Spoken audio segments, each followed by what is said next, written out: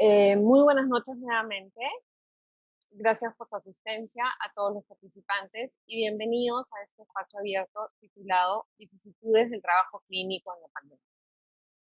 Mi nombre es Jessica Otura, soy parte del CTTL. Antes de empezar, quisiera recordarles que este espacio abierto se está transmitiendo en vivo en las redes sociales, entonces deben tenerlo en cuenta para sus futuros comentarios o consultas. Ahora quisiera presentarles a la magíster Liliana Granel, licenciada en Psicología en la Universidad de Belgrano, Argentina.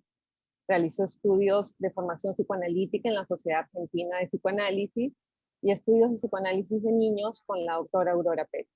Se tituló en accidentología psicoanalítica en la Escuela Psicoanalítica de Posgrado del doctor Julio Granel, en el Centro de Investigaciones Psicoanalíticas sobre Accidentes. Magíster en estudios teóricos de psicoanálisis de la Pontificia Universidad Católica del Perú y psicoanalista de la Sociedad Peruana de Psicoanálisis.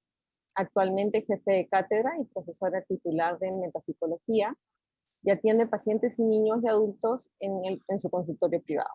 Directora de formación académica del CPP. Te escuchamos, Liliana. Buenas noches a todos, bienvenidos. Es realmente un honor, un gusto, empezar este espacio abierto del año 2021 con una invitada muy especial que es la doctora Jani Santamaría. Realmente un honor tenerte aquí en el Centro de Psicoterapia. Y el tema que hemos elegido, el tema que nos reúne, el tema que nos convoca y que hoy abordaremos, es el tema de las vicisitudes en la clínica en estos tiempos, los tiempos de pandemia. Tiempos donde los sentimientos de incertidumbre, de miedo y desconocimiento acerca de la condición futura han adquirido una intensidad inusitada. Tiempos donde mantener quizás nuestro dispositivo analítico, nuestra escucha alerta, atenta y profunda, pienso que ahora es todo un reto. Estamos, digo yo, como con el consultorio como en paradoja, porque por un lado lo encontramos vacío, sin cuerpos presentes, pero por el otro lado está lleno de sujetos en virtualidad que consultan por sus sufrimientos y sus duelos, trabajando siempre con el pasado, el presente transferencial, pero hoy más que nunca teniendo en nuestra mira reconstruir un futuro que aún todos lo vemos bien incierto. Sí, la virtualidad ha hecho que podamos continuar con nuestro trabajo de ayuda, ofreciendo siempre un marco ético de seguridad para que se pueda desplegar la repetición en la transferencia y la edición de nuevas experiencias, habitando todos una situación inédita, arrasados todos por el miedo, el dolor, el duelo, siendo parte de lo traumático, del impacto de lo disruptivo, pero también al mismo tiempo abriendo espacios psíquicos para pensar, para elaborar y ofrecer una nueva comprensión del mundo, atravesados cada uno por la propia subjetividad, trabajando en un movimiento permanente, oscilante, entre la realidad externa que se nos impone y la realidad psíquica siempre plagada de fantasías para poder abordar analíticamente y no quedar atrapados en el tiempo del trauma que paraliza y que congela. Hacemos el duelo por nuestro setting, manteniendo nuestro encuadre interno. Yo la verdad lo comparto con ustedes. A veces uno extraña, ¿no? O yo extraño que no suena el timbre, que no abro la puerta para recibir a los pacientes, que no entran al consultorio a sentarse o a echarse en el diván. Ahora hay algo que se ha tornado, ¿no? Ahora nosotros atendemos a los pacientes a veces en el carro, a veces en el parque, a veces están en la habitación, a veces están en la cocina. Entramos a sus casas, entramos de una manera que nunca hubiéramos pensado, pero también nuestra mente se mantiene alerta, porque a donde tenemos que entrar es al mundo interno del paciente, a la mente del paciente. Y el trabajo analítico, así como la pulsión de vida, busca caminos, se abre caminos, porque es un espacio que siempre nos invita a pensar, a acercarnos en la comprensión de lo inconsciente, a integrar esos aspectos que en la mente están escindidos, a entender las fantasías, los sueños y descubrir los conflictos intrapsíquicos de la historia narrada por los pacientes. Es a decir de Bion, una tarea de a dos, en un estar disponible para recibir las identificaciones proyectivas del paciente en el espacio-mente del analista que acoge, retiene, transforma, metaboliza y devuelve. Hacemos en este tiempo de virtualidad y pandemia un análisis posible. Con estas palabras introductorias para entrar un poco en el ambiente, voy a presentar ahora sí a nuestra panelista, la doctora Jani Santamaría. La presento ahora sí formalmente. Ella es psicoanalista didacta de niños y adolescentes de la Asociación Psicoanalítica Mexicana. Es representante latinoamericana del Board de la Asociación Psicoanalítica Internacional en el periodo 2019-2021. Es representante latinoamericana del Comité de Nominaciones de IPA. Es candidata a la Junta de Representantes Latinoamericanos de IPA en el periodo 2021-2023. Pertenece al International Advisor Committee de Bion Studies Series. Es Chair of the International Bion Conference Mexico City 2022. Es miembro del Comité Internacional de Lengua Castellana. Es exdirectora de Comunidad y Cultura FEPAL 2016-2018. Es colaboradora de la revista Journal of the American Psychoanalytic Association en artículos latinoamericanos. Es directora de la Fundación Santa María Psicoanálisis México. Es miembro del Board Latinoamericano de Winnicott y del Board Latinoamericano de Roussillon. Conferencista nacional e internacional, tiene varias publicaciones nacionales e internacionales, se dedica a la docencia y a la consulta privada desde hace más de 20 años. Bueno, bienvenida, Jani, y te escuchamos. Muchas gracias, que me da muchísimo gusto estar aquí. Un recibimiento y un cariño a todos. Yo titulé esta presentación de la siguiente manera: Psicoanalistas en tránsito, intuición, encuadre y creatividad en el diálogo analítico. Ninguna experiencia ha sido capaz de desafiar los límites de nuestra capacidad psíquica para tramitar la pandemia que estamos viviendo. Este trauma, que podemos llamar colectivo para diferenciarlo del trauma social, ha tenido características específicas y los efectos catastróficos han hecho que todo el funcionamiento mental se altere. Nadie permanece intacto. Esta pandemia no se anunció la recepción del edificio de Eros, penetró y rompió las puertas de la fragilidad extrema de la especie humana. La confianza en la vida salió corriendo por la puerta trasera, el miedo entró por la puerta principal y minutos más tarde el dolor se filtró a través de la cerradura. Los diferentes tipos de angustia han favorecido la búsqueda de soluciones mágicas y la incertidumbre sembró un terreno fértil para la sospecha y para la paranoia. Así lo expresaba Timmy, un pequeño de 5 años que me decía: el virus se robó el futuro y nos robó los sueños. En la sala de análisis nos atrevimos a caminar lo que considerábamos que era la cuerda floja, la tecnología. Las condiciones óptimas de trabajo que Freud sugirió, comparando las medidas adoptadas por un cirujano como la buena iluminación, la exclusión de familiares y la habitación adecuada, sumado a la intimidad y privacidad que se requieren, fueron imposibles de realizar. Nunca fue tan necesario como ahora sostener lo que Green nombró el encuadre interno del analista, del cual hablaré más adelante. Pero nuevos modos de encuentro establecieron modalidades de comunicación que siguen representando un desafío. La pandemia ha develado que no existen analistas desinfectados e inmunes al COVID y mostró que la realidad psíquica se encuentra bastante modificada. Experimentamos el confinamiento al entrar a la sesión en la computadora dentro de la experiencia del confinamiento en que nos encontramos en casa, por lo que este tipo de encierro dentro del encierro tiende a difuminar los límites del interior con el exterior y muestra lo entrelazadas que están ambas realidades.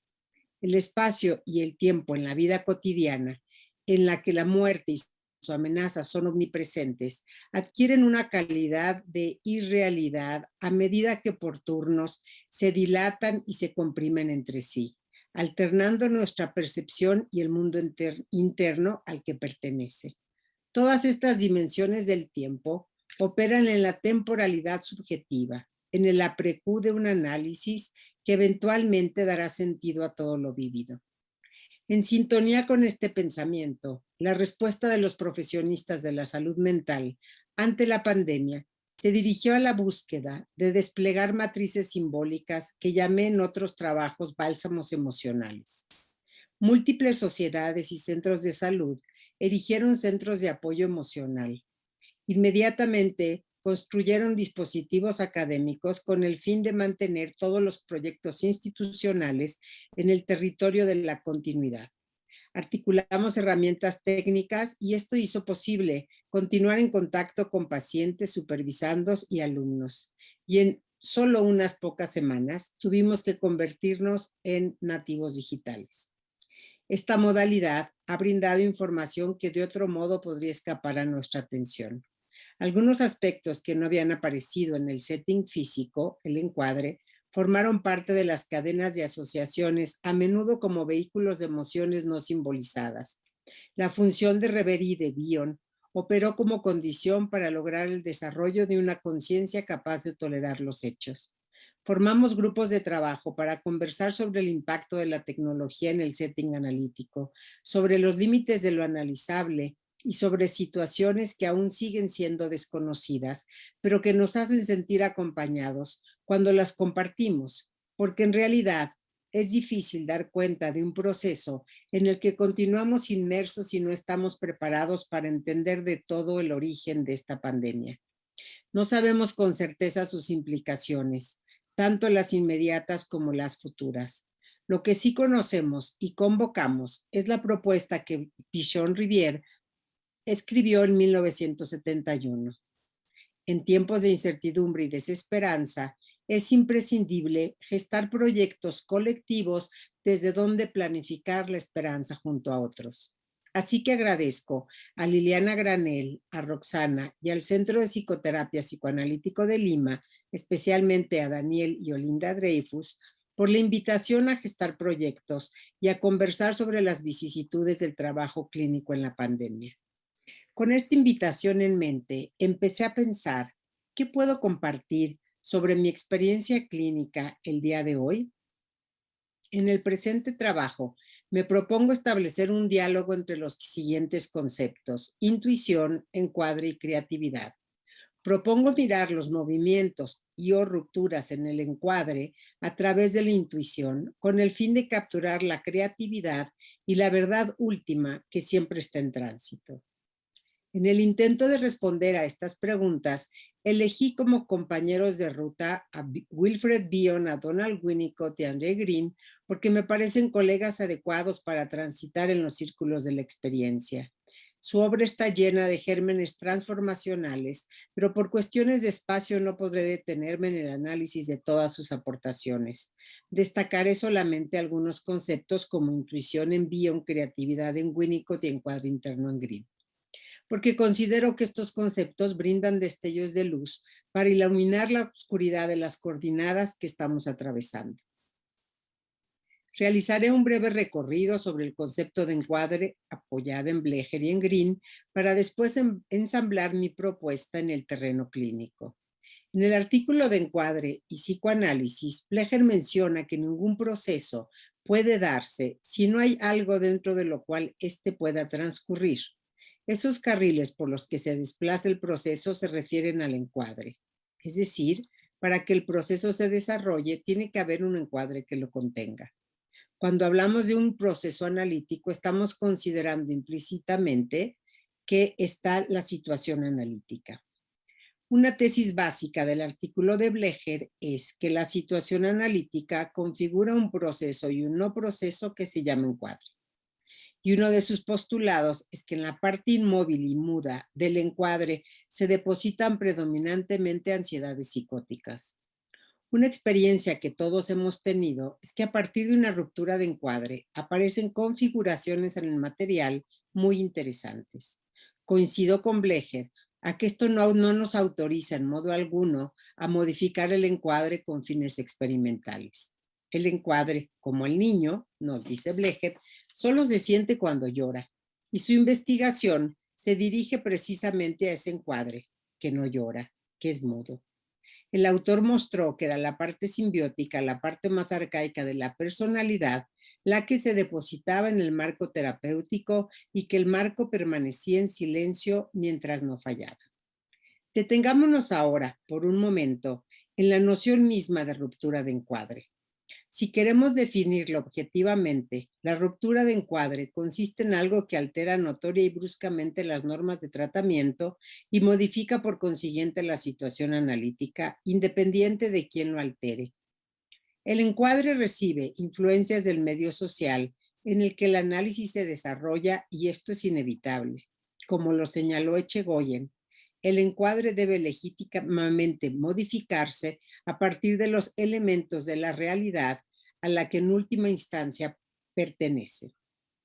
Con el nombre de Mundos Sobrepuestos, Janine Puget y Leonardo Wender estudiaron un fenómeno ciertamente común que pasa casi siempre inadvertido y se refiere a cuando analista y analizado comparten una información que es en principio extrínseca a la situación analítica y sin embargo se incorpora al proceso por derecho propio.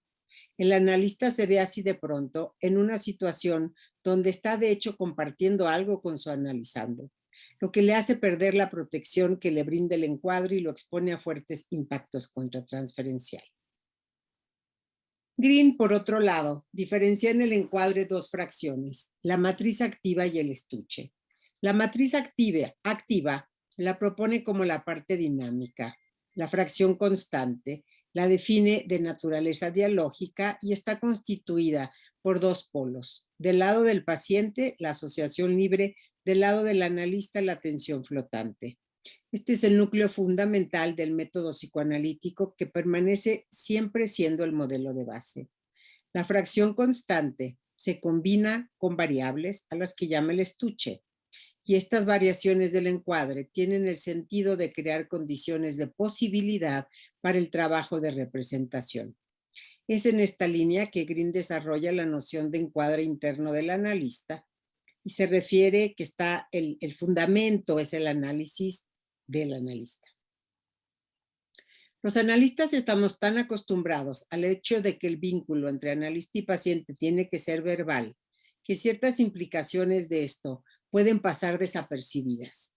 Debemos determinar si estamos hablando de medios de comunicación, incluidos los verbales, o de gestos, acciones y silencios que son cosas en sí mismas y o son comunicaciones. De no diferenciarlo, corremos el riesgo de colocar en categorías conductas que pueden mirarse desde otros ángulos. Durante gran parte de nuestra historia psicoanalítica, el inconsciente fue visto como el equivalente a lo reprimido. Se estudió como un depósito de elementos ideacionales. Aquí estuvo la clave del significado de los sueños y de los síntomas neuróticos. Freud encendió con estos descubrimientos la llama del psicoanálisis y propuso una metodología y un tratamiento para toda una categoría de trastornos emocionales que hasta ahora habían parecido incomprensibles. Si algo ha caracterizado la obra de Freud es el movimiento. Él intentó no colocar muchos de sus conceptos de manera fija y prefirió dejarlos evolucionar.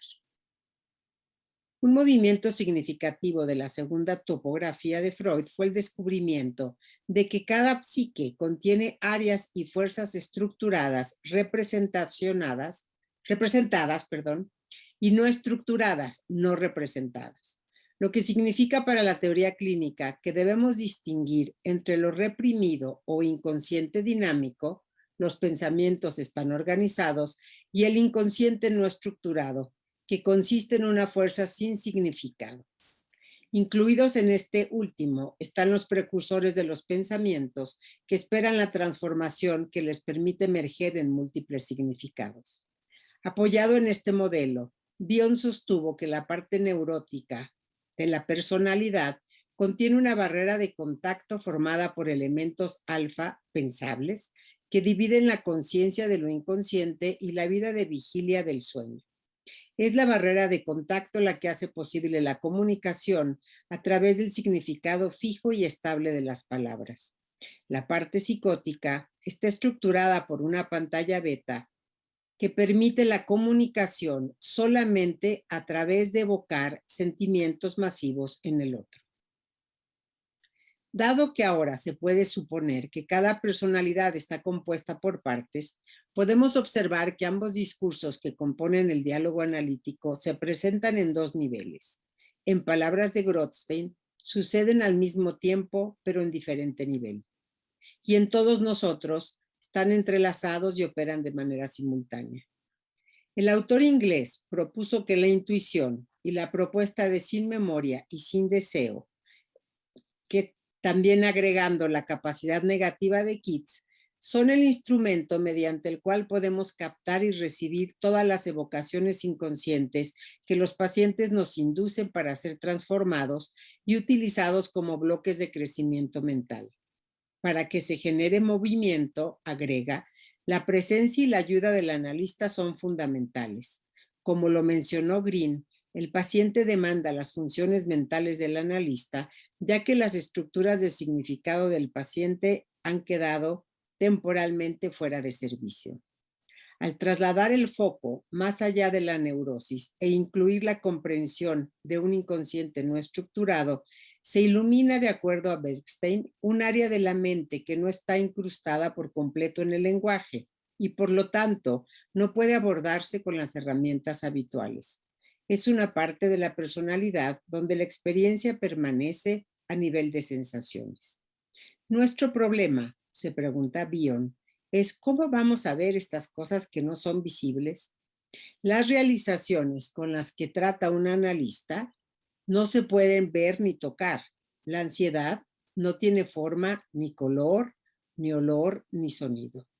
Y es entonces que propone la intuición como método de observación y como paralelo en el campo al uso de ver, tocar y oler.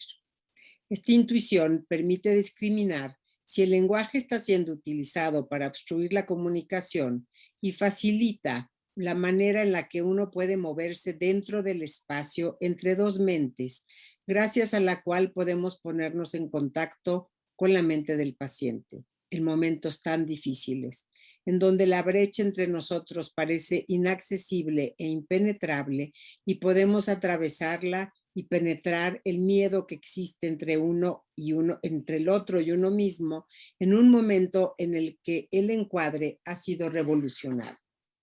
Regreso aquí al tema del encuadre y propongo considerar el movimiento del encuadre no solo desde el ángulo de la psicopatología, es decir, como el depositario de lo psicótico, tal vez de lo no representado, sino como una grieta y una oportunidad por la cual se expresa también la creatividad. La palabra creatividad, Winnicott la define como una percepción creativa que hace que el individuo sienta que vale la pena vivir la vida, que es real y significativa y que se siente enriquecido a través de esta experiencia de vivir. Como sabemos, Winnicott se ocupó de lo que sucede en la sala del análisis. Su preocupación es la magia de la vida imaginativa y creativa, y para él el análisis es un hacer juntos en el apasionante entretejido de subjetividad y observación objetiva. Agregaría entonces que es el encuadre interno del analista el que permite que aunque el encuadre varíe, de todos modos sigue apareciendo la creatividad. En la medida que la mente del analista se encuentra en un estado de capacidad negativa y de tolerancia a la incertidumbre, se abre un espacio psíquico que puede recibir o contener lo que se emite y lo que se recibe. Se requiere de una aprehensión intuitiva basada en el devenir. Cuanto menos funciona el encuadre clásico, nos dice Green, más nos vemos llevados a pensar que la unidad del campo psicoanalítico no puede situarse sino en el propio analista en su pensamiento clínico. Con estructuras no neuróticas, nos dice Green, el encuadre interno es imprescindible para permitir la construcción de un diálogo y de un espacio potencial para pasar de la repetición a la representación. Como analistas y psicoterapeutas, a medida que avancemos, lo que vamos a necesitar es una teoría que pase de una actitud causal explicativa a una actitud que busque comprender y aceptar la incertidumbre inherente a la infinita complejidad del desarrollo humano. Sostener la experiencia emocional a través de la intuición facilita no detenerse en cuestiones que pueden ser a veces un obstáculo y nos autoriza a desplegar nuestro dispositivo analítico en cualquier momento. Parafraseando a Ansieu, el psicoanálisis puede aplicarse en todos los lugares donde se manifiesta el inconsciente.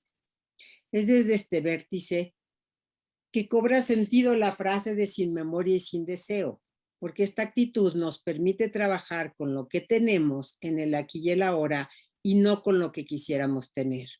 Ya hemos pasado por complejas discusiones por muchos años cuando se pensaba que la realidad psíquica no tomaba en cuenta la realidad externa y en ocasiones corremos el riesgo de tomar como factores lo que forman parte del objeto analítico.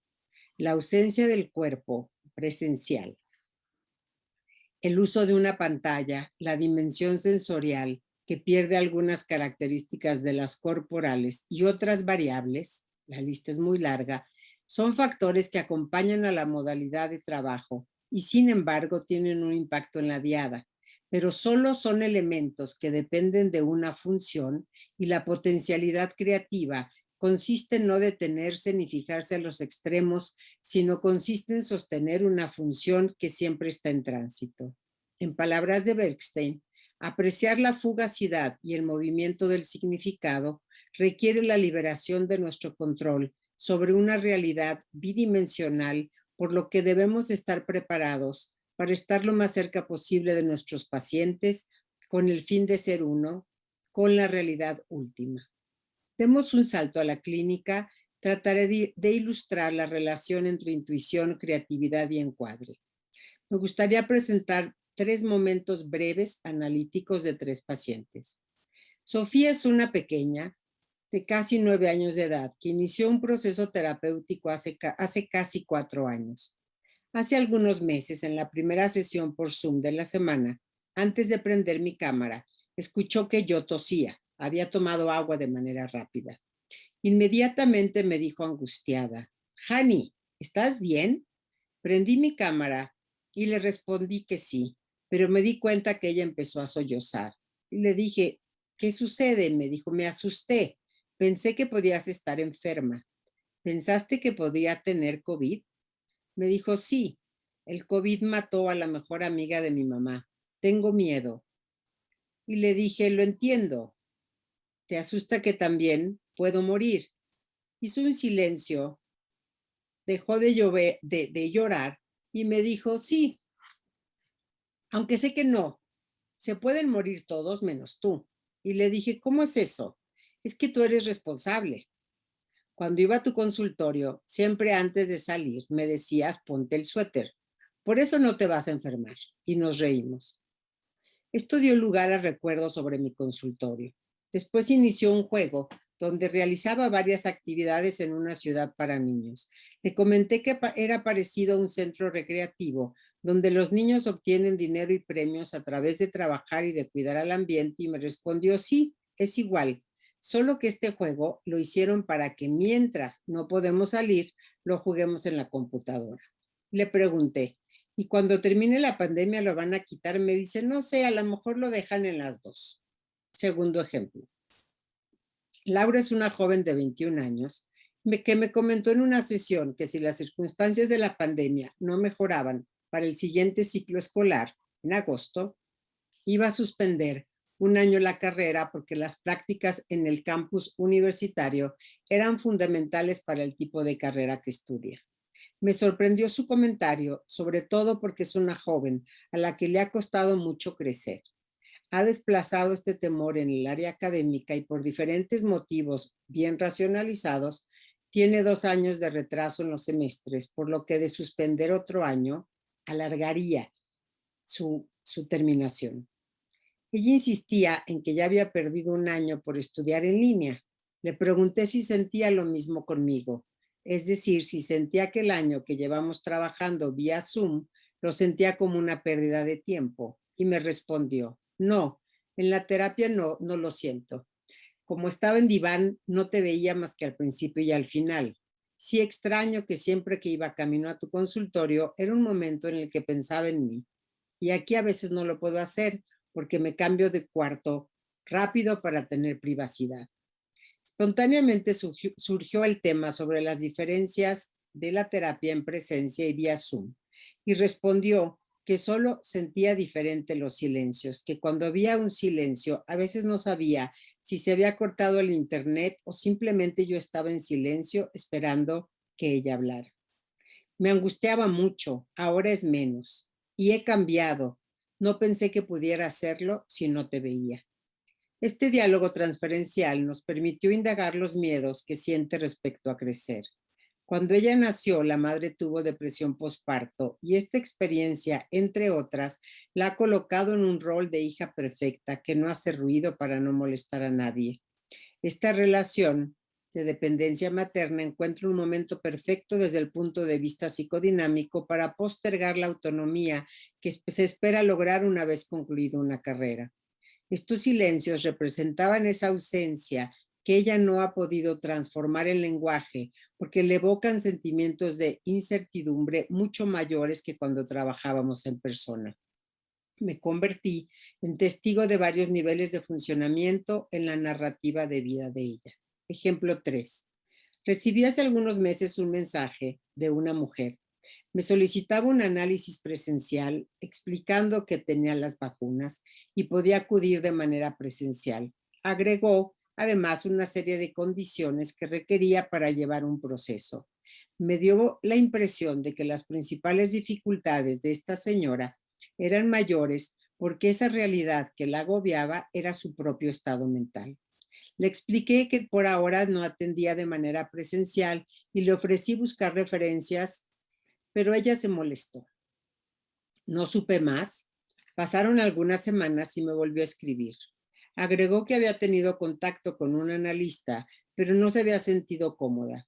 Me sorprendió el mensaje porque desde un inicio mencionó que estaba totalmente en contra de los tratamientos online y agregó, ya sé que no es lo ideal, pero la verdad es que estoy desesperada con esta depresión o no sé qué sea. Me indicaron medicamentos y no me siento bien. Acordamos una cita y me conmovió con una historia llena de pérdidas, de enfermedades físicas y de un dolor psíquico crónico.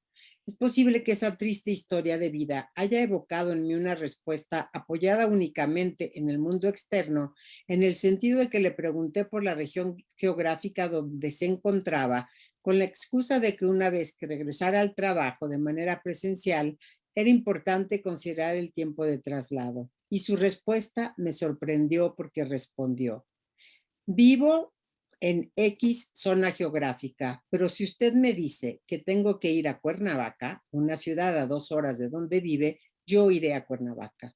Qué cierto es Bion cuando escribió, la razón es la esclava de la emoción. Estos ejemplos nos muestran que el analista debe centrar su atención en lo desconocido y sin importar tanto el tipo de dispositivo electrónico que utilicemos, el compromiso con nuestros pacientes debe convertirse en emblema de solidaridad y debe configurarse como una prueba inobjetable de la inmortalidad del afecto y de la ética profesional. En la siguiente frase, Bion también preservó lo más valioso de la tarea a realizar en la experiencia del COVID-19. Él dijo, hay que tratar de hacer con lo poco que tenemos lo mejor posible. Aquí radica, a mi entender, el poder transformacional único y específico del psicoanálisis. Pensamiento de Bion afirmó siempre que una experiencia emocional no puede ocurrir aislada de una relación. De ahí que el psicoanálisis se sostiene en la medida que logremos articular modelos de cambio psíquico de doble vía y en la medida que utilicemos una teoría de la observación que nos dé acceso a las áreas más creativas del ser humano, entendiendo como creatividad apoyada en Winnicott el simple hecho de estar vivo. Esto incluye un sentimiento de gratitud, porque somos afortunados de poder trabajar, tomando en cuenta las miles de personas que han perdido empleo.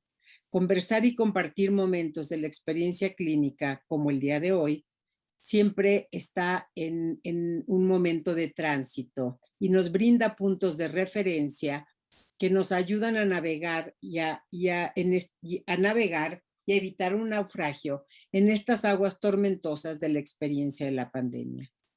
Quisiera terminar con una frase de Emily Dickinson que me parece ilustra la propuesta sobre la manera como entiendo el entrelazamiento entre intuición, encuadre y creatividad.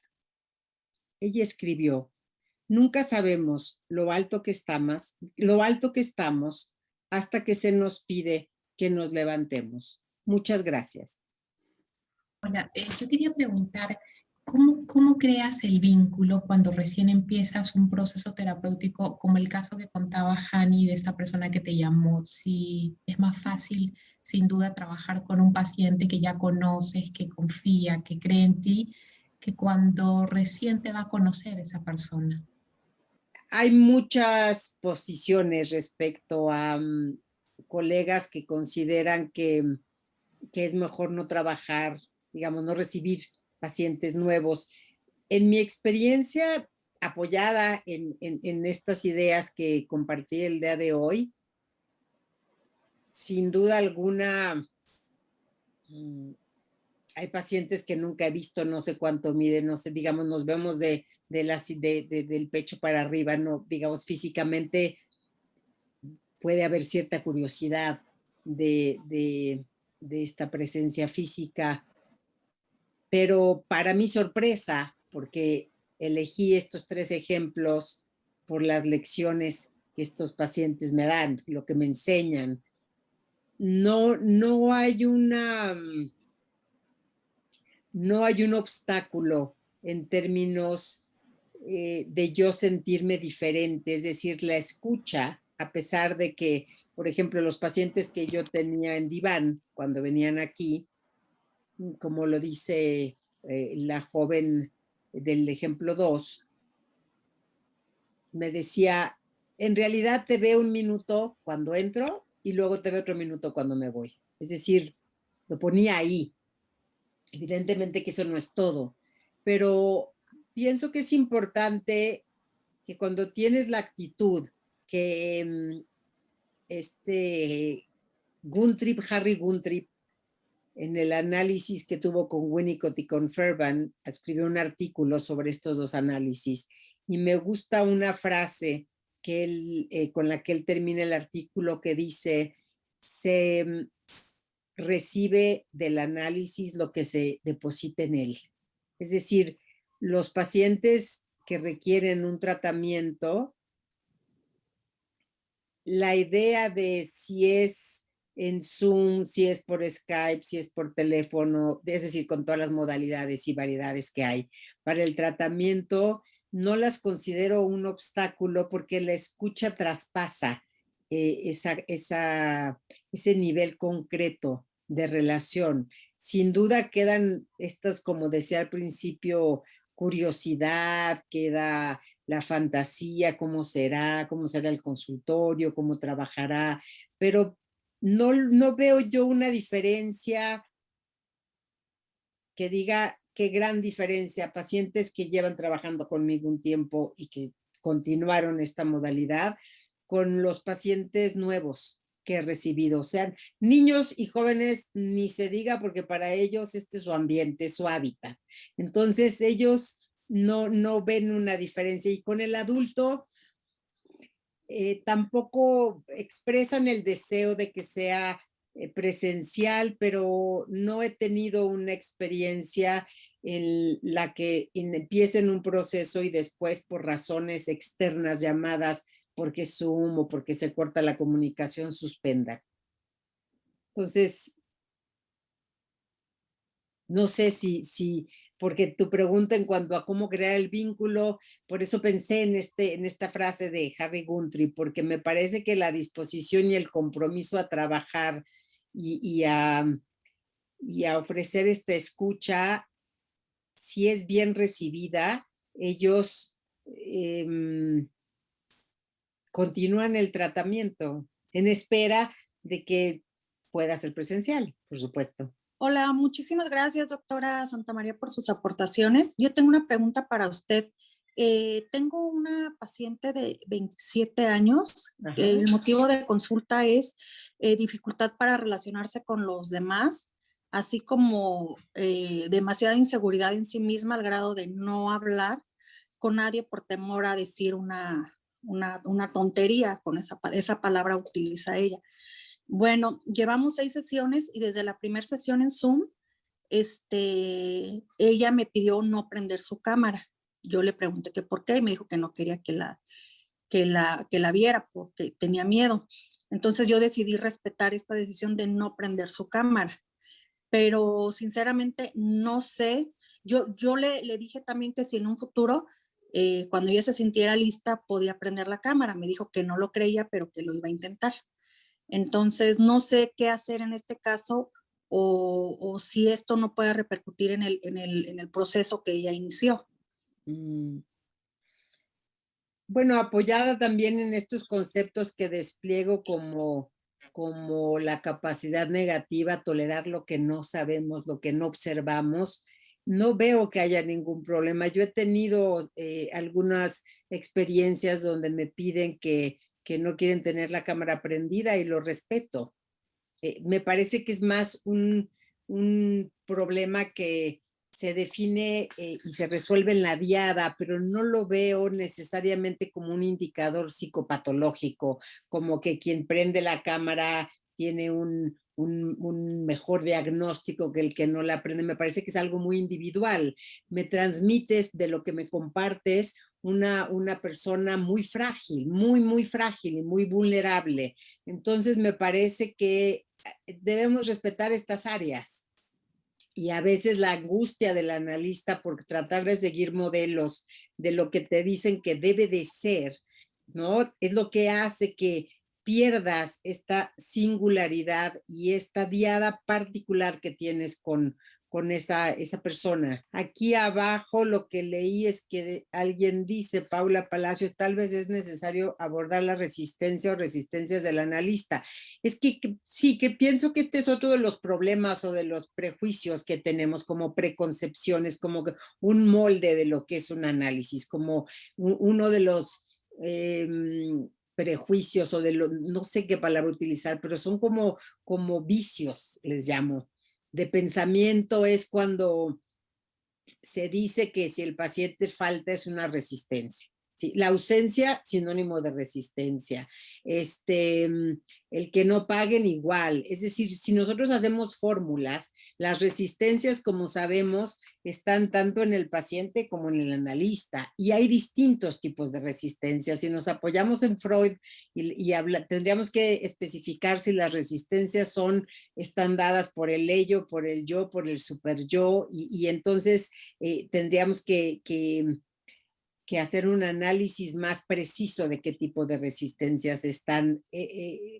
A veces pienso que es mejor si llamamos obstáculos más que resistencias, porque la resistencia está muy bien definida por Freud y en este caso me parece que sí, que son obstáculos, que son temores, como lo que me pasó a mí con este tercer caso, ¿no? Es decir, hubo algo, el dolor y la historia y un caso muy difícil, porque la verdad es que es un caso muy difícil. Sin duda, algo hizo que yo respondiera, ¿no? Apoyándome, aunque tú puedes objetivamente hablando decir, es que es importante conocer. Esta persona lo que quería, y como bien me lo dijo, es donde tenga que ir, voy a ir. Entonces, es importante y me alegra que lo pongas en duda, es decir, porque si tú tienes dudas en cuanto a aprender o no aprender la cámara, es porque tu intuición te está diciendo que no tienes por qué hacerlo. Pero a veces la razón y todas las ideas que tenemos de lo que es una, entre comillas, una buena terapia, nos hacen cometer este tipo de errores. Sí, yo me siento cómoda con la cámara apagada, pero como usted dice, mi duda es, bueno, ¿estaré haciendo bien? Y esta angustia de, bueno, estamos en vía virtual, en Zoom, no es algo presencial y la cámara está apagada, entonces como que más bien creo que fue angustia mía, pero realmente en el momento de la sesión no ha habido absolutamente como ningún problema y yo me siento muy, muy cómoda y como desenvuelta en lo que ha sido el proceso. Entonces, lo que usted me dice, bueno, me ayuda mucho para bajar más bien mi angustia de que tengo que seguir mi intuición de que todo está bien y que no es necesario que ella tenga prendida su cámara. Estaba pensando, para agregar un poco, ¿no? Me parecía bien interesante las preguntas que se dieron, ¿no? Y estaba pensando también en la importancia de, más allá de la virtualidad y si está prendida o no la cámara, la capacidad de poder encontrarse, de poder vincularse, de poder escuchar, ¿no? Y la capacidad plástica del analista también, en esto nuevo que se nos ha presentado, ¿no? Claro. Esa capacidad plástica sin perder, como traía Hani en su trabajo muy interesante, lo de Green, que es el encuadre interno, ¿no? Me parecía que eso es interesante. Y es verdad también la otra pregunta de Maite, ¿no? Claro, a veces hay análisis que se empiezan ahora solo a través de la virtualidad, ¿no? Sí, y hay cosas que faltan, ¿no? Faltan ver el cuerpo entero, falta la entrada completa al consultorio, pero quizás lo que no falta es las ganas de traer, analizarse, traer el mundo interno y uno estar en esa posición, esa disposición de poder escuchar, ¿no? Y la escucha. Sí, claro, mi invitación en este trabajo es justo eso, a no concentrarnos en lo que falta, sino en lo que hay. Sí. Con una serie de situaciones nuevas también, ¿no es cierto? Sí, sí, que como decías al principio, en la introducción, no acabamos ni acabaremos de poder articular una experiencia en la que seguimos inmersos, ¿no? Sí. Me ha encantado tu presentación, Hani, porque me parece que estos tres conceptos con los que la estás articulando, de intuición, encuadre y creatividad, forman un buen marco para pensar la situación actual y la situación en la clínica, ¿no? Y bueno, lo que quería compartir es que, y tal vez agregar un elemento, es lo siguiente. En el centro de psicoterapia tenemos un grupo de terapeutas, exalumnos, que atienden pacientes y que semanalmente estudiamos diferentes temas y vemos los casos, ¿no? Y lo que está sucediendo es lo siguiente, que espontáneamente está surgiendo el tema del encuadre como punto al que una y otra vez grupalmente llegamos, ¿no? Y si bien es un grupo de terapeutas, los supervisores son invitados en forma rotativa. Por ejemplo, está aquí Eduardo, que nos acompaña varias veces, o Liliana, en fin, Daniel, digamos, diferentes supervisores, y muchas veces los casos y el trabajo nos lleva a esta pregunta. ¿Y a qué voy?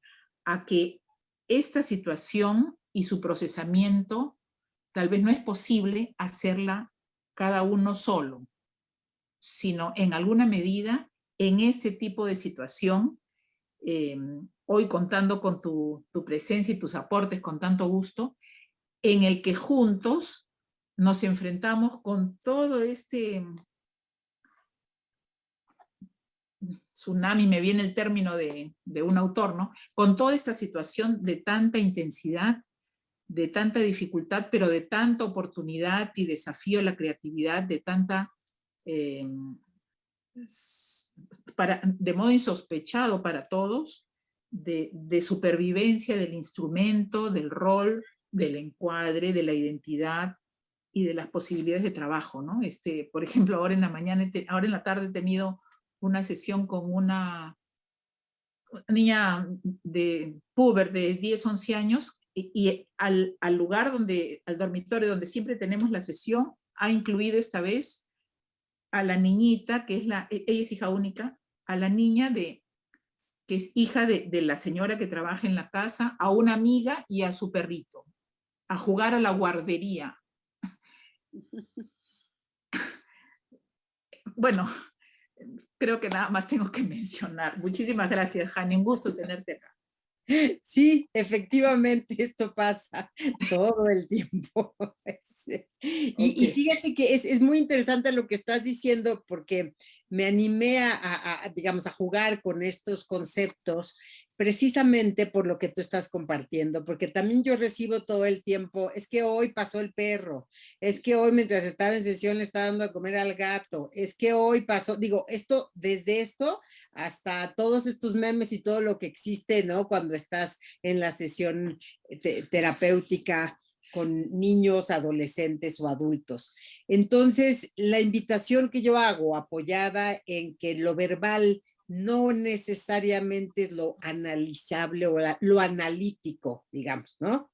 Es una invitación a simplemente mirar todas estas extensiones de comunicación, así lo llamaría, para poder entenderlas en función de cada paciente en particular. No, digamos, no podemos hacer reglas, pero compartir las experiencias sin duda brinda un crecimiento. Como comentabas, yo celebro grupos y estoy a favor que esto se resuelve en grupo, digamos, así como hay autores que dicen hay que estudiarlos en grupo, bueno, también esta experiencia hay que trabajarla en grupo, trabajes con niños, trabajes con adolescentes o trabajes con adultos. Un colega colombiano en una conversación de este tema del encuadre decía, hablando de las resistencias, antes nosotros calificábamos, si puedo usar esa palabra, las resistencias, o las aplicábamos, por ejemplo, en el pago, ¿no? El pago de las sesiones. Ahora, como no hay, bueno, ahorita ya están abriendo, pero el año pasado, que no había bancos, todo era transferencia y todo era depósito. Entonces no había el no me pagó, sí me pagó, él decía esto. El otro que también observó es que los pacientes ya no llegan tarde a la sesión. Es decir, es difícil que lleguen, ¿no? O, digamos, puede pasar que sucede mucho en adolescentes, por ejemplo, que dicen es que se fue el wifi, es que no me pude conectar, etcétera. Es decir, se desplaza, ¿no? Como dijo Einstein, nada se pierde ni se destruye, solo se transforma. Y estamos en esto, estamos en poder entender estas transformaciones y utilizarlas al servicio de ese paciente en particular, porque tal vez esta persona que nos compartes solo a través de la acción, ojo, acción no es lo mismo que actuación, es decir, solo a través del movimiento puede mostrarte algo que tal vez de manera verbal no puede. Y si hago esta diferencia y si la subrayo, que esto no es un acting, como le llaman. Estas son acciones que son extensiones de comunicación. Esto es lo que Bion encontró cuando dijo, bueno, ¿y qué nos garantiza que el que habla está trabajando más que el que nos muestra la relación que tiene con el perro en ese momento en particular? ¿No? Entonces, me parece muy ilustrativo lo que estás comentando, Linda, además de que te felicito porque no se resuelven de otra forma. Y hay infinidad de casos, desde el que dicen, estaba leyendo ahorita que alguien comentaba algo, en qué situación sería necesario pedir que activen la cámara cuando se trabaja con niños o adolescentes, que es lo que estamos conversando ahorita. Para eso tengo dos ejemplos. Un jovencito que está ya puberto, que tiene esta necesidad de todo el tiempo estar en los videojuegos. Entonces las sesiones le parecen magníficas porque siempre me dice, porque conoce muy bien y está en una cultura más o menos psicoanalítica, que a través del video me va a enseñar alguna situación. Entonces, las ocasiones cuando yo, por ejemplo, con ese paciente en particular, tenemos, ¿no?, un setting particular en donde él tiene un tiempo para mostrarme esos videos y después platicamos y después, es decir, tratamos de hacerlo muy dinámico, además de que, entre paréntesis, las maravillas que hace el Zoom y todas las creatividades que hacen estos jóvenes es algo increíble. En él en particular, yo le pido que no apague la cámara, porque sé que cuando tiene la cámara apagada es porque está haciendo algo, está contestando un chat, está con un amigo por el iPad cuando está en la computadora. Es este fenómeno de la intuición en que no lo tienes enfrente, pero tú sabes que está pasando algo, que no es que no sirve el Wi-Fi, sino que está aprovechando este momento, porque esto no sucede cuando está jugando los videojuegos. Ahí nunca se le va el Wi-Fi, ahí todo está perfecto. El otro ejemplo, que sería lo contrario, tengo una chiquita para quien ha sido muy difícil, tiene muchos hermanos, preservar un espacio para ella. Tiene de verdad muchas dificultades. Y lleva un tiempo, unos meses para acá, en que me comentó que quería tener las sesiones con la cámara apagada. Al principio se me hizo extraño, lo pensé también por el lado de este otro jovencito en donde decía a lo mejor está viendo la televisión y tiene la cámara apagada, porque los niños y los jóvenes tienen muchos estímulos al mismo tiempo, ¿no? Pero después de un tiempo entendí y recordé que cuando ella venía al consultorio, hay un área del consultorio que es como una esquina donde hay unos cajones, y ella decidió crear ahí una especie de casa de campaña, y decía que esto era solo de ella. Y yo estaba del otro lado del consultorio y yo no podía ver qué había, me acordé mucho de este concepto de Winnicott del self incomunicado, ¿no? En donde había un área de ella que me quedaba muy claro que necesitaba tener aquí en el consultorio.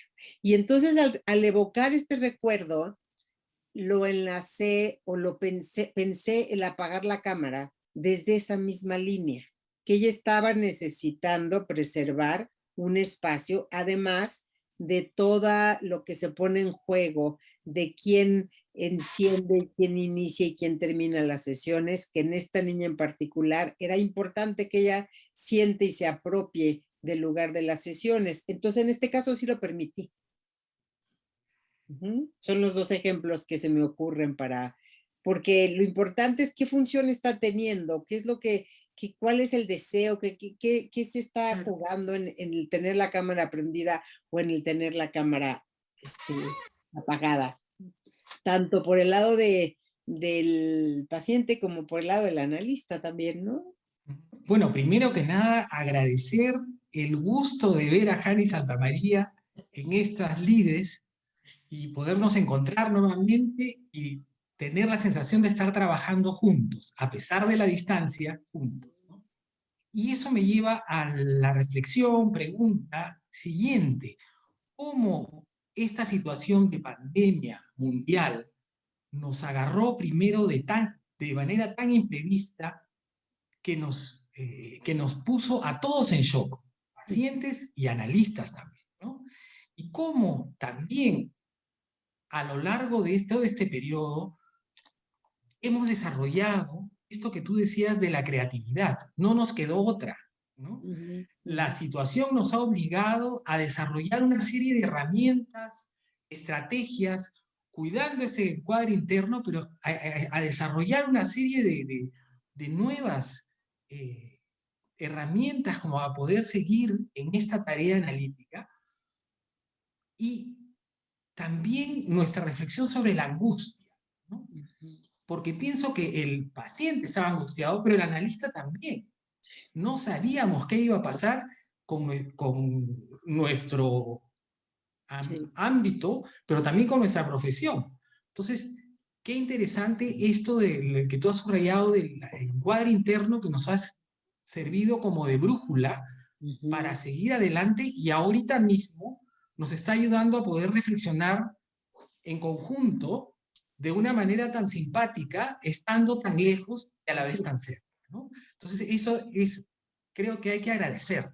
¿no? Ujú. A estos conflictos que no nos imaginamos que iban a aparecer. Sin duda que sí, yo coincido, además me da muchísimo gusto, como dices, es como sentirte cerca.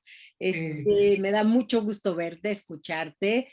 Y algún colega decía, es que esta idea de que el analista esté en el mismo territorio, ¿no? Cuando tú comentabas sí, la reciprocidad en esta experiencia, decía este colega, esto no es nuevo, ¿no? Se ha hablado mucho del sufrimiento del analista y se ha hablado, no, pero es que no estamos hablando de ese terreno. No. Estamos hablando de que es algo horizontal y que de alguna manera esta experiencia nos puede servir para repensar nuestro lugar como analistas. Porque si varios pacientes, a mí sí me pasó esto, expresaron ahora estamos igual, ¿no? A mí me invita a pensar que antes no. Es decir, entonces, ¿cómo me veía antes? ¿Cómo tenía el modelo de relación antes? Son invitaciones a pensar, no a hacer fórmulas ni a categorizar esto es bueno, esto es malo, pero sí llama la atención porque algunos pacientes me transmitían que era un alivio. Una sí me dijo, bueno, es bueno saber que a ti también te sucede lo mismo que yo. Como el Y bolero, a mí me pasa lo mismo que a usted. así es, así es, así es, porque tiene que ver con esta dificultad y con todo este pensamiento de la verticalidad, tal vez, ¿no? Y con esto no estoy diciendo que estar horizontal significa compartir las experiencias que te están pasando a ti con el paciente, no me refiero a eso.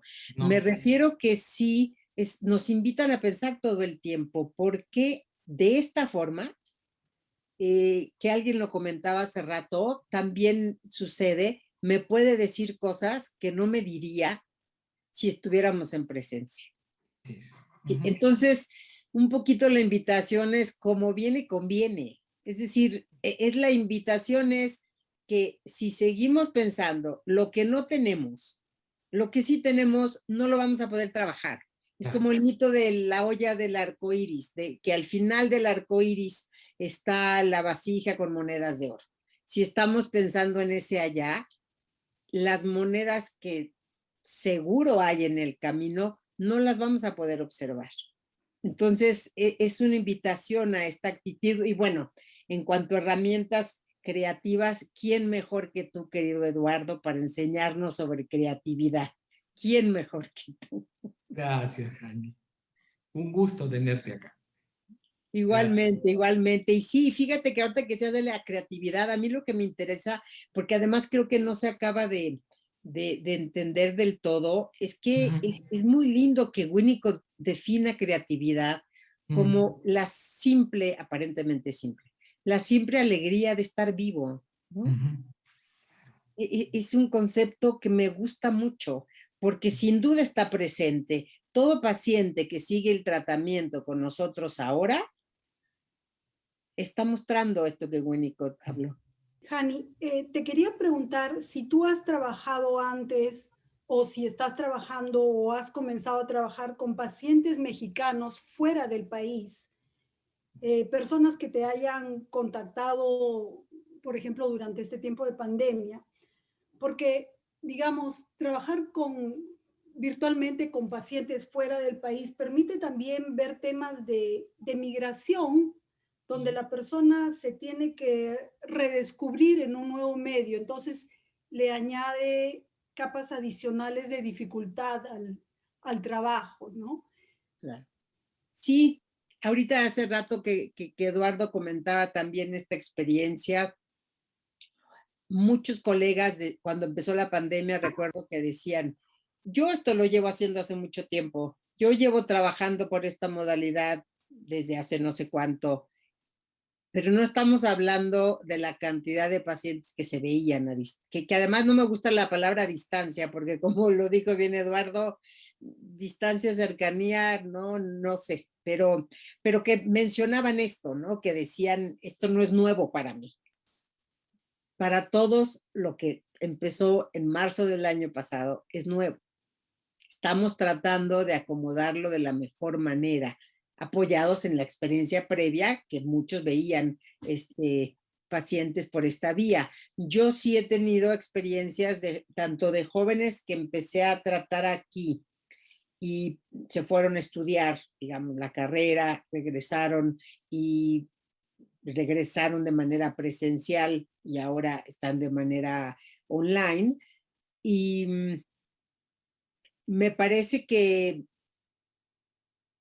ellos, si les permitimos hacerlo, ellos muestran muy bien que no es algo fraccionado, que hay una continuidad. Ellos son los que mejor evalúan esto. Y el mensaje que yo he recibido es que en tanto ellos sientan que hay una continuidad, la modalidad no les preocupa tanto. Lo mismo con pacientes que han empezado online. Mientras sienten la continuidad en el proceso, no me preguntan, oiga, pero ya cuando nos vamos a ver presencial, ahora que ya hay vacunas y que mucha gente no está teniendo acceso, tampoco eso me ha sucedido. Puede ser que en un tiempo, sobre todo aquí porque se empiece a escuchar más, ¿no? El periodo de vacunación empiece a cambiar. Pero ahorita que hablabas de los temas de la migración, recordé un colega israelí que me decía que él había aprendido que el exilio se trabajaba, en la migración se trabajaba de acuerdo al modelo de exilio interno y el externo, y que en su experiencia, porque él había pasado por esta experiencia, había tenido pacientes que vivían exiliados en un mismo cuarto y otros en otro país. Entonces, habría que pensarlo también desde ahí, ¿no? Un comentario, a ver, ¿qué te parece? Me llamó la atención un paciente de unos 45 años que pide consulta por problemas de pareja y él pide que sea con cámara, video, no llamada. Y lo curioso es que a la hora que se da la consulta, él está a oscuras, prácticamente yo no lo veo. Entonces, es bien gracioso porque pide que sea con video, pero no se le ve. Y le hago la observación que no lo veo. Bueno, la primera vez como que ilumina más o menos, pero varias veces hace lo mismo, ¿no? Que aparece prácticamente la pantalla en negro, o sea, está sin oscuras. Me llama la atención qué comentario te produce una situación así. Sobre todo lo que evoca en uno, ¿no? Porque es verdad. Yo no sé cómo le hacen además, digo, confieso mi curiosidad, porque me parece que es una función de la computadora para no verse.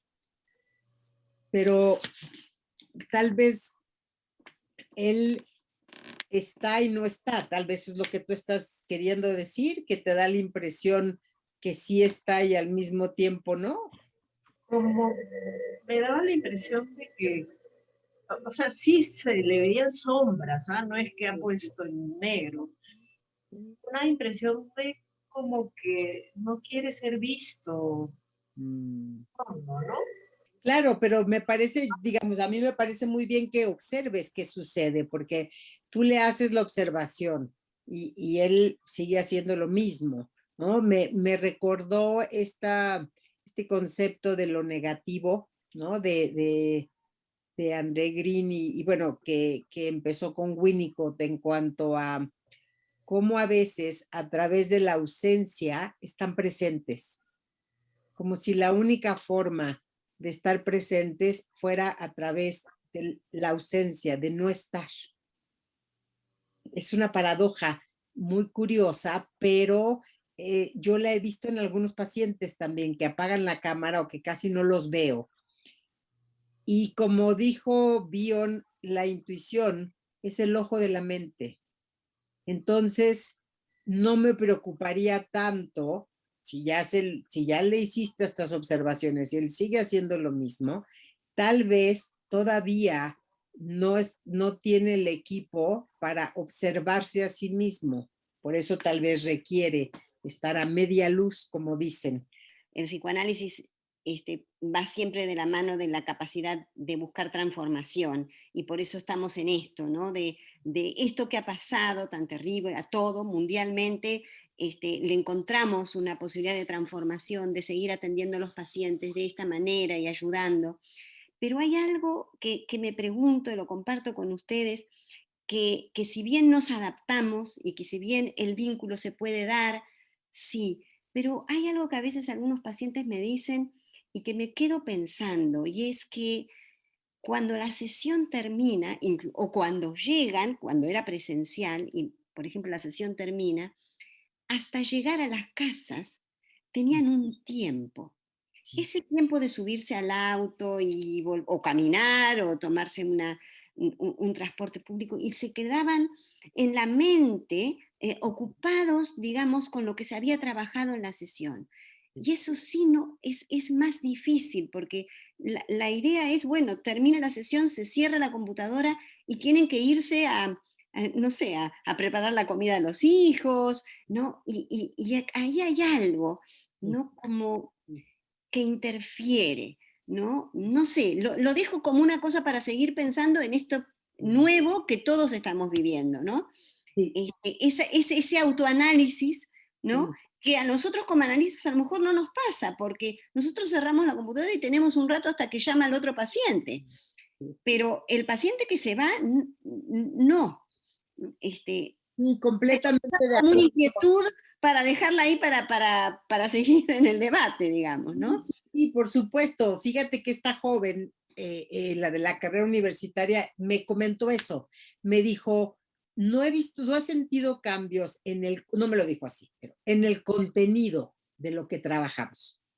Lo que extraño, y sí me lo han dicho varios, es que es como, no dijo el hábito, la costumbre, en el sentido de salir de mi casa y en el coche, en el camino de mi casa aquí al consultorio, es donde me daba este tiempo, ahorita que comentaste esto, para pensar qué voy a hablar, qué vimos de última sesión, que este pedazo, digamos, porque es un pedazo de tiempo, ¿no?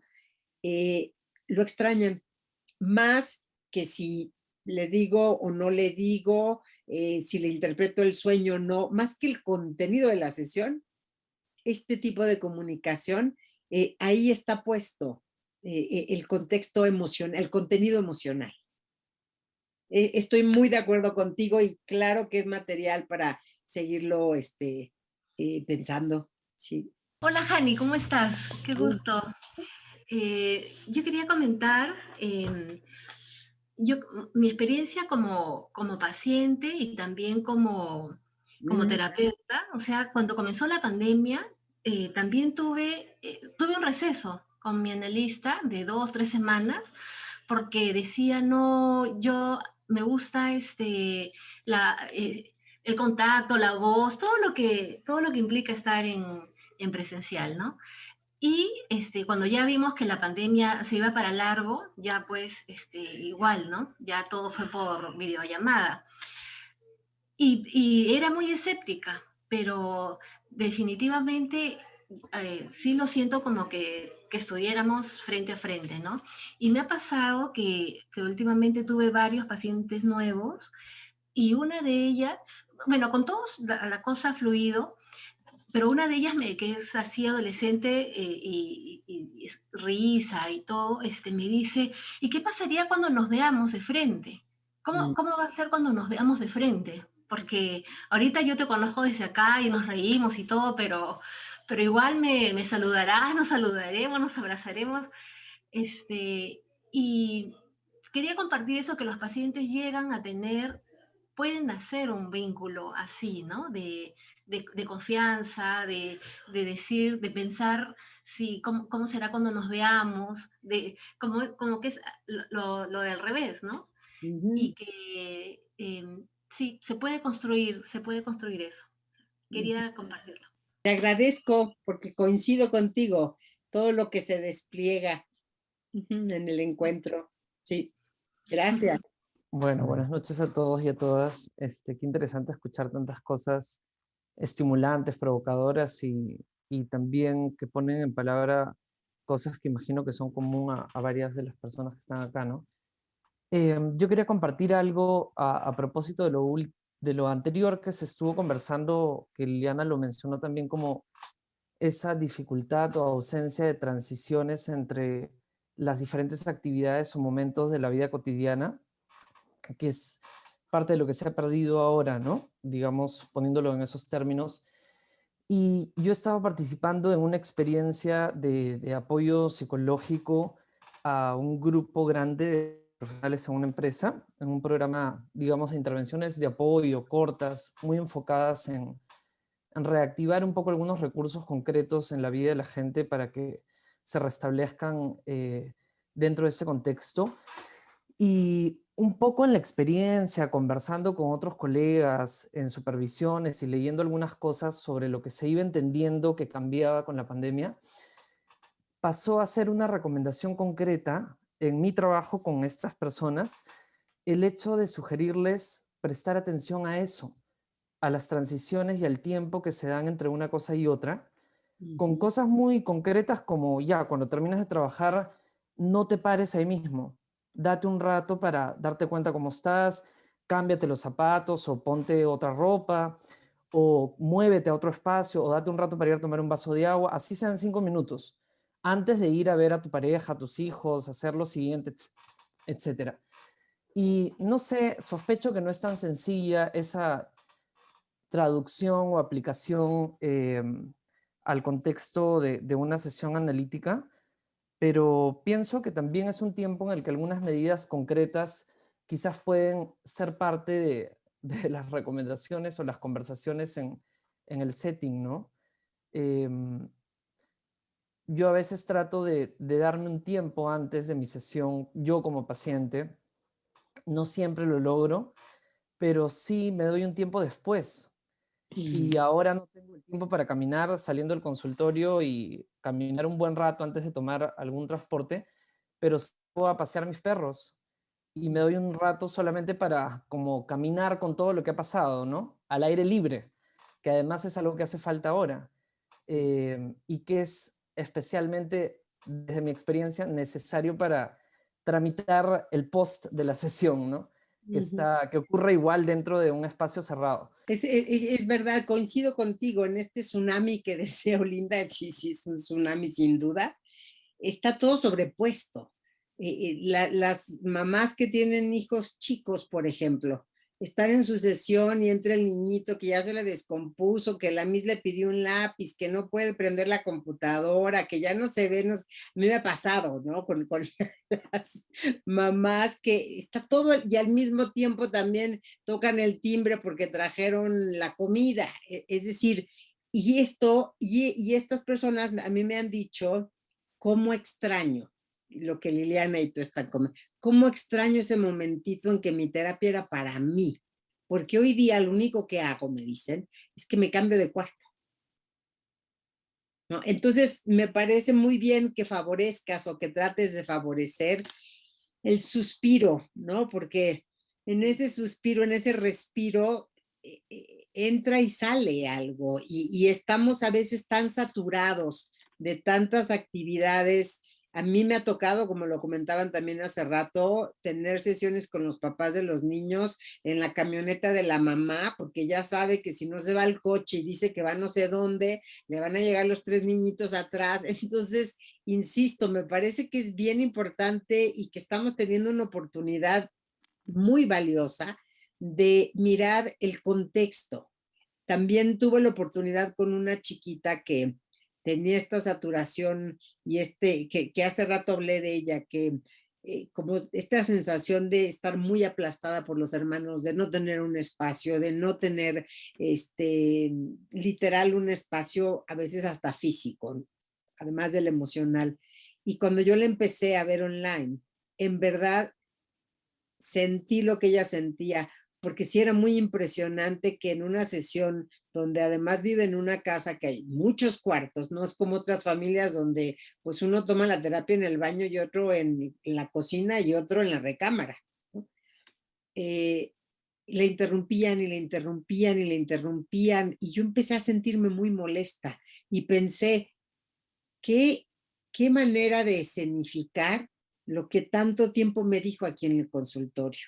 Porque literal me empezaba a molestar, me daban ganas de escribirle a la mamá, de yo actuar, y escribirle a la mamá y decirle, oye, por favor, que 45 minutos no la moleste. Entonces, esto que estás comentando es que es ese entre, ¿no? Que Winnicott le llamó transicional, que Bion le llamó cesura, que es una pausa.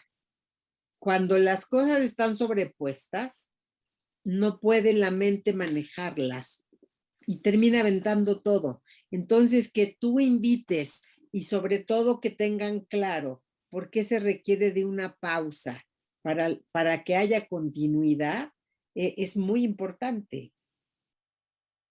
Porque esto lo extrañan mucho, extrañan ese que me decía una persona, era para mí.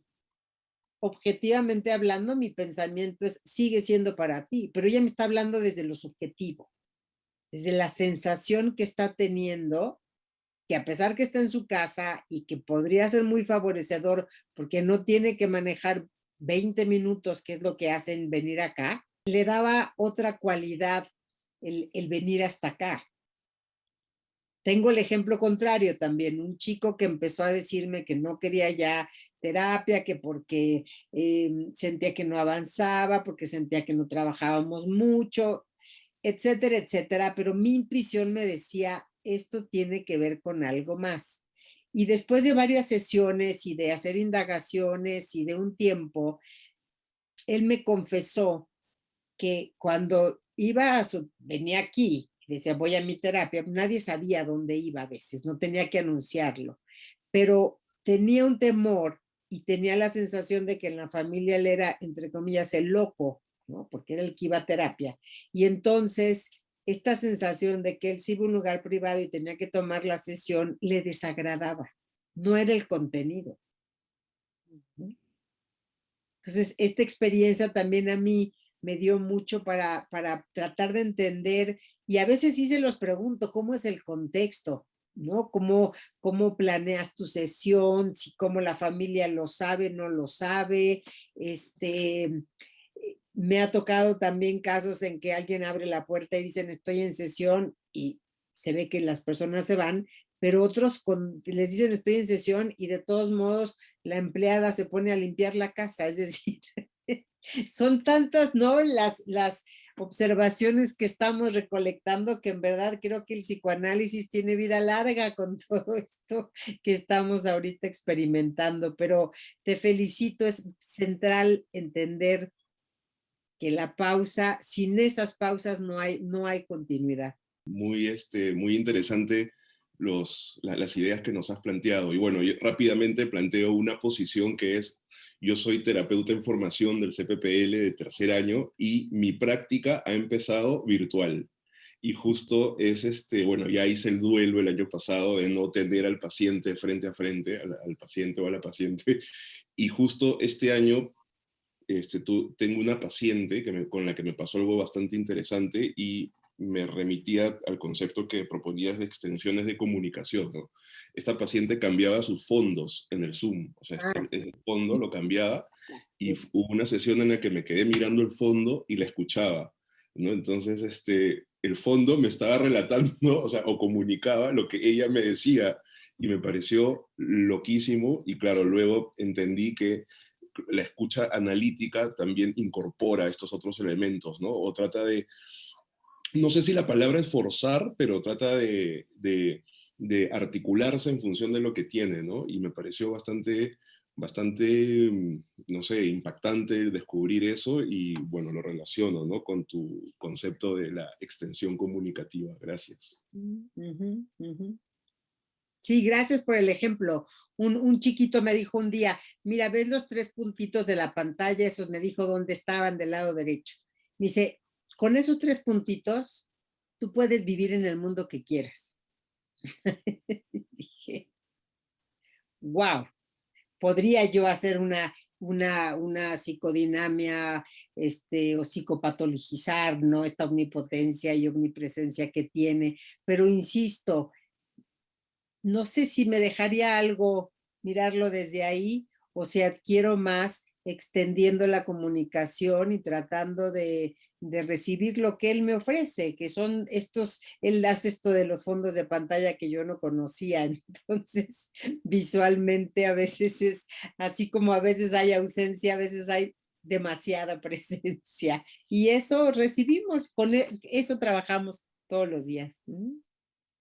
Quedan muchísimas preguntas, deseos de seguir conversando, dialogando, quedan preguntas ahí escritas que no tenemos tiempo para que las respondas, y eso da pie justamente, ¿no? Para ya invitarte para otro próximo espacio abierto, ¿no? Porque creo que todos nos quedamos con más ganas de dialogar, de debatir con ideas, ¿no?